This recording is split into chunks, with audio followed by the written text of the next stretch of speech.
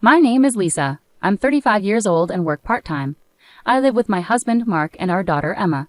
Mark works in an office and Emma is in first grade. We bought an old house and still owe money on the mortgage. When Emma started school, I began working part-time to help pay off our mortgage. Mark is the older child in his family, but his younger sister, Nancy, got married before us and moved into their parents' house to take care of their father.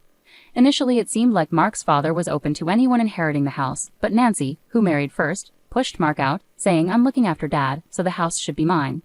When Nancy moved into her parents' house after her mother passed away, her father was still healthy and didn't need her care. The house was impressively large with a beautiful gate and spacious land, which amazed me when I visited it before marrying Mark. I couldn't help but wonder if Mark's parents were wealthy. During our dating days, Mark didn't seem to come from a wealthy background, so seeing his parents' grand house was a surprise. Mark explained that his grandfather had been wealthy, but financial difficulties arose during his father's time. Despite its size and prime location in a residential area, Mark described his parents' house, inherited from his grandfather, as old-fashioned and not very comfortable to live in. He joked that even if they sold it, its value due to the large plot of land was remarkable. I understand somewhat why Nancy kicked Mark out and made him live in her parents' house. She wants to feel happy owning this land and house. But I'm not sure if Nancy actually owns the property and house now. When Mark and I got married, he promised me that since Nancy would take care of his father, I wouldn't have to worry about taking care of my father-in-law in the future. Because of this, we decided to buy our current house. It seemed right that Nancy, who would care for her father, would inherit the house. Even from my father-in-law's perspective, he would probably feel more comfortable being cared for by his daughter if he became bedridden and needed care in the future, rather than by me, his daughter-in-law. However, when we visit my in-laws' house for Christmas or summer holidays, Nancy seems to treat her father poorly. Even during meals, my father-in-law is treated like he doesn't belong. When Mark or I try to sit with him, Nancy gets angry and says, "Dad prefers to eat alone, so leave him be, don't interfere." After meals, when I visit my father-in-law's room to chat, he expresses his unhappiness with Nancy. I don't want to stay in this house because Nancy makes things difficult. According to my father-in-law, he always eats separately from Nancy's family and gets fewer side dishes. Despite this, Nancy still takes a significant amount of money from her father for living expenses, even though he lives on a pension. Despite saying she would take care of him, Nancy doesn't do his laundry or much housework. My father-in-law does most of the cleaning inside and takes care of the gardening.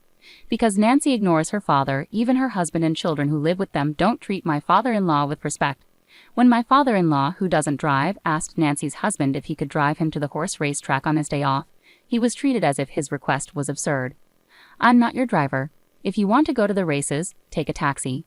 If you have money to spend on horse racing, use it for our living expenses." My father-in-law said this jokingly because he was bored, but he was strongly scolded. Nancy's 10-year-old son is cheeky and seems to tease my father-in-law. "Grandpa, stay away. You smell. Don't come out of your room." Even though they've lived together since he was born, my father-in-law seems to have no memory of ever holding him. When my daughter visits, he dotes on her and talks with a hint of loneliness. "You're my only grandchild." When I heard those sad words, I started feeling sorry for my father-in-law. Every time we visit his house, my husband gets upset and tells Nancy to treat their father better. In response, my sister-in-law angrily argues back at my husband. "I am treating Dad just fine. Are you trying to take this house away from me? I won't let anyone have this house." My husband finds it troubling how fixated my sister-in-law is on the house. Then my father-in-law had a fall at home. The house isn't set up for elderly people, and he tripped over a small step, fracturing his right hand. Thankfully, he didn't suffer any other injuries and didn't need to go to the hospital, but it's difficult for him to do anything without the use of his dominant hand. We visited him and were shocked to see how weak he'd become. Not only can he not use his right hand, but he can barely move and clearly needs help. Despite this, my sister-in-law's family completely ignores him and doesn't take care of him. He can still manage to get to the bathroom on his own, but eating is quite challenging for him. My husband immediately confronted my sister-in-law, asking, "Why aren't you looking after Dad?" My sister-in-law seemed not to understand why my husband was upset and laughed it off. "A broken hand is no big deal. Stop overreacting. He can walk by himself and he's not complaining." It seems my father-in-law, used to being neglected, finds it hard to stand up to my sister-in-law, and she probably knows it. My husband was even more furious. "Isn't it obvious that we should take care of our parents?" he exclaimed. Hearing this, my sister-in-law smirked and replied, "Same goes for you, Mark. You take care of Dad. I don't want an old man with hardly any money." I was enraged at how my sister-in-law could talk about her own father that way, but she continued, Taking care of a father who only has a small pension isn't worth it." Her words were so cruel that I couldn't hold back and spoke up. "Fine, we'll take care of him. He won't heal properly if he stays here." My husband agreed, and we decided to move my father-in-law out of his house right away. While we packed his belongings, my sister-in-law started making demands. "Just because you're taking care of Dad doesn't mean you get the house," she insisted. It was clear my sister-in-law cared more about the house than her father. My husband brushed off her remark. "Don't worry about it. I already bought a house. I don't need this one." "Do whatever you want with it," my sister-in-law said, seeming relieved. While we prepared for my father-in-law's move, neither she nor her husband helped. Instead, they seemed focused on checking his belongings for anything valuable. It appeared they were benefiting from his pension, which would end once he left. They hoped to find something valuable to sell, but there were no treasures to be found. When my father-in-law left his old house, my sister-in-law and her family didn't even say goodbye. They were so cold. But when he arrived at our house, he seemed to brighten up as he happily played with my daughter. It was like he was a different person compared to when he was living with them. We gave him a room that wasn't being used, but because the move was sudden, we hadn't made any preparations. "I'm sorry we didn't know earlier. We could have renovated, added handrails, and removed any steps," I apologized to him. "I wasn't fully prepared. I'll install the handrails and take care of it soon."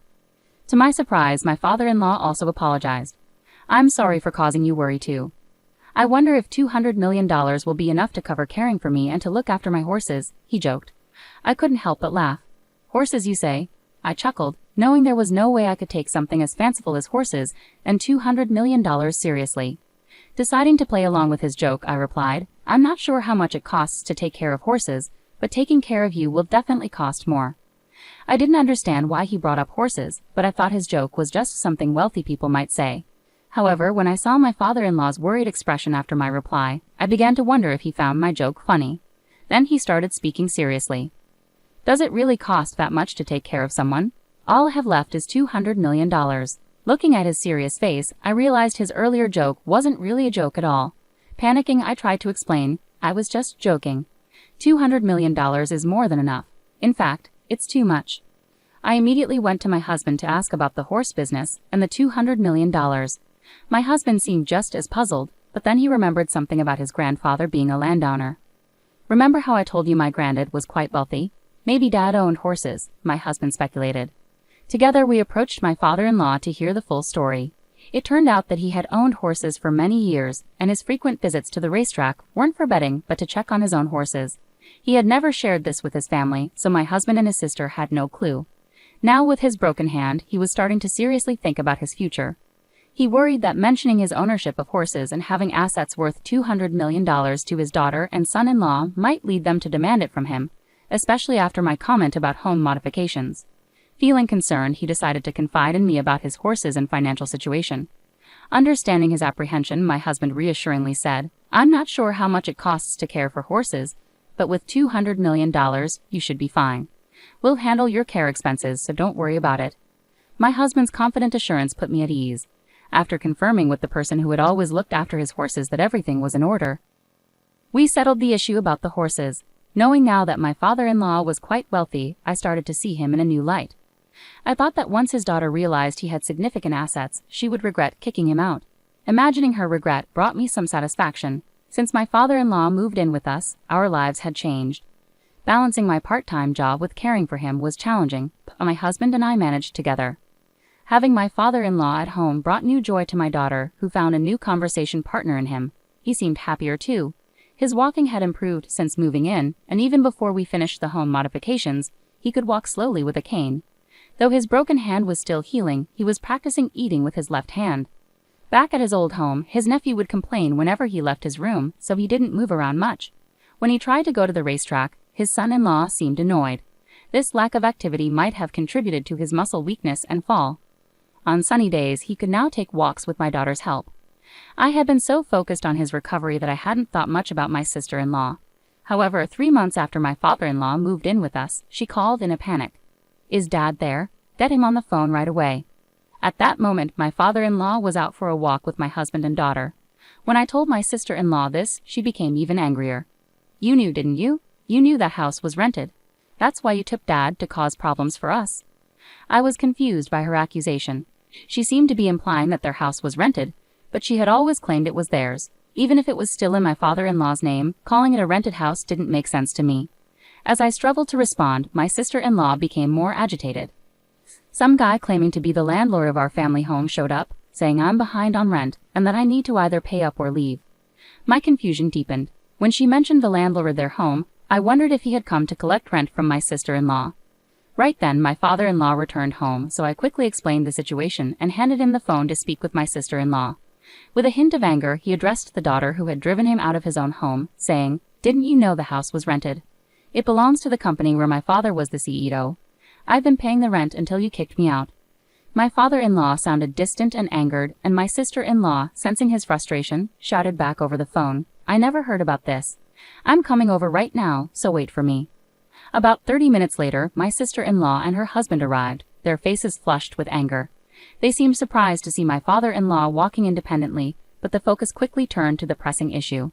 As my sister-in-law erupted again, she accused, "You said the family land belonged to us, Dad. Did you deceive me?"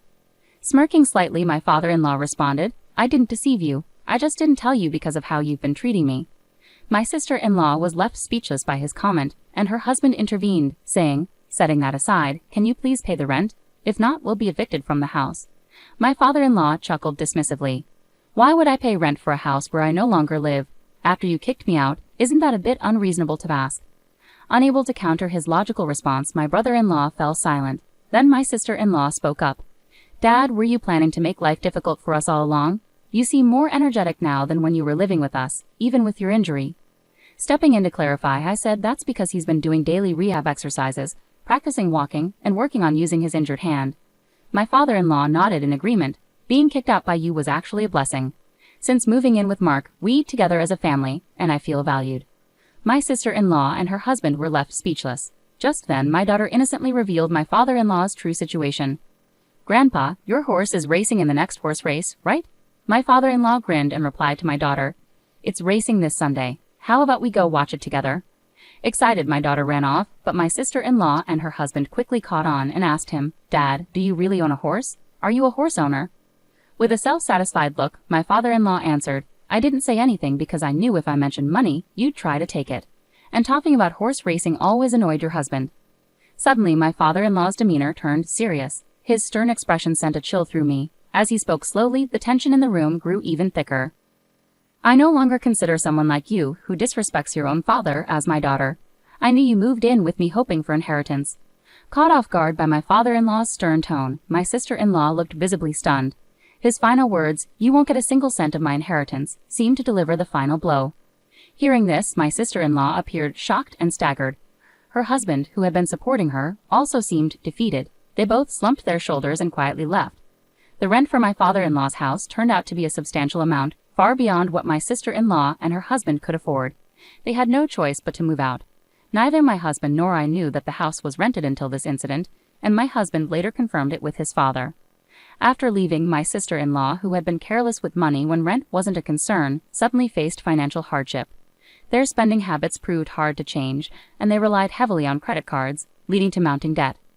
I heard they moved to her husband's parents' house since they could no longer rely on my father-in-law, but I'm unsure what happened next. Since we started living with my father-in-law, things have been incredibly smooth. Despite his initial injury, his hand healed well, and he regained strength in his legs and hips to the point where he can now manage everything independently.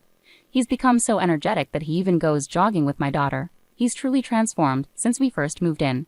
Following that incident, my father-in-law has been having serious discussions with my husband about various matters, including planning for the future and even drafting a will. I'm not sure what's in the will, but I suspect he's made arrangements so that his daughter won't inherit anything. What made me especially happy was when my father-in-law paid off the remaining balance of our home loan. We had almost 20 years left on the payments, so I'm incredibly grateful he took care of it ahead of schedule. With the loan cleared, my father-in-law is now considering renovations to make our home more accessible. He talks about his plans with a smile, but when he jokes about being able to stay in bed anytime, I gently remind him that I want him to stay healthy and active for as long as possible.